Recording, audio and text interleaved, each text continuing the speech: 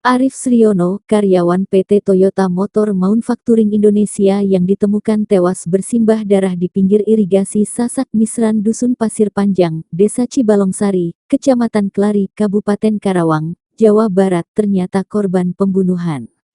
Diketahui korban sebelumnya sempat dikira tewas karena ulah begal pada Selasa tanggal 9 Januari tahun 2024 malam. Belakangan, hasil penyelidikan polisi mengungkap bahwa korban tewas karena dibunuh.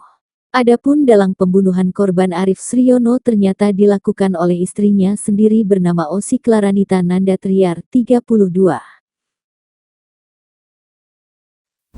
Salah satunya adalah melakukan analisa CCTV dan juga termasuk melakukan pemeriksaan terhadap sejumlah saksi.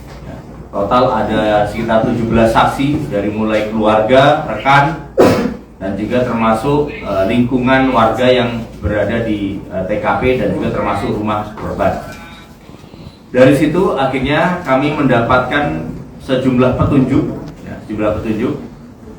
yang ternyata kami akhirnya berhasil membuka tabir bahwa modus kaitan dengan begal itu tidak nyatanya merupakan modus atau motif utama.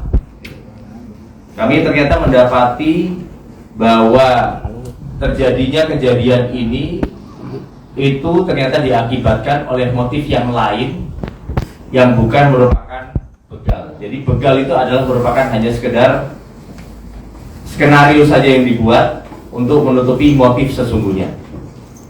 Dari hasil penyelidikan itu, akhirnya tim gabungan, tim Sanggabwana Satreskrim beserta dengan Jatanras Polda Jawa Barat, kami menemukan petunjuk bahwa sesungguhnya yang menjadi motif utamanya adalah masalah sakit hati dan dendam, yaitu yang dilakukan oleh istri korban sendiri.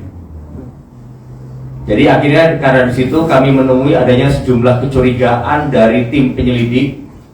Dari awalnya mulanya adanya ketidaksinkronan keterangan, termasuk ketidakkooperatifan dari istri korban yang pada awal mulanya tidak ingin diotopsi dan sebagainya, dan ketika dipanggil pun juga tidak segera memberikan respon. Yang akhirnya kami menemukan kecurigaan, dan setelah dilakukan analisa CCTV bahwa betul yang menjadi pelaku utama yang melakukan eksekutor itu ada 2 orang, yang salah satunya adalah adik ipar korban yang merupakan adik kandung dari istri korban dengan inisial PD, umur 19 tahun dan belum bekerja.